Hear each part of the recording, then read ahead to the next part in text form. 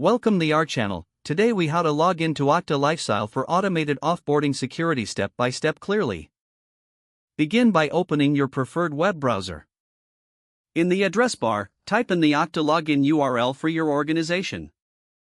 Press enter to navigate to the Okta login page.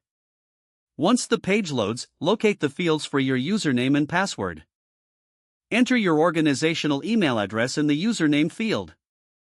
Then, input your password in the password field.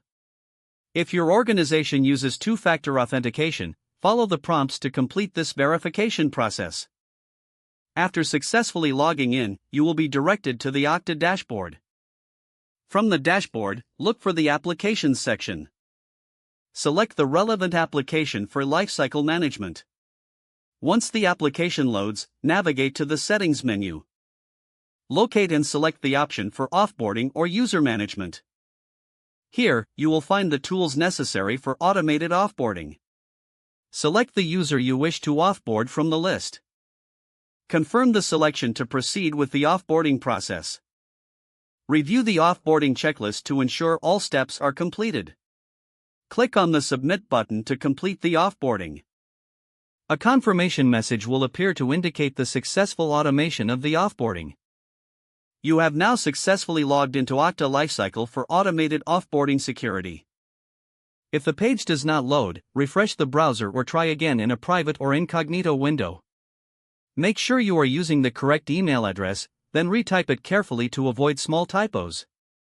If your password is not accepted, use the reset option and create a new strong password you can remember. Check your spam folder for verification or security emails, then complete any requested confirmation steps. Enable two-factor authentication if available to improve account security and reduce unauthorized access risk. After signing in, review your profile details so your contact information and settings are accurate and current. If you see an error message, note it down and try again after restarting your device and internet connection.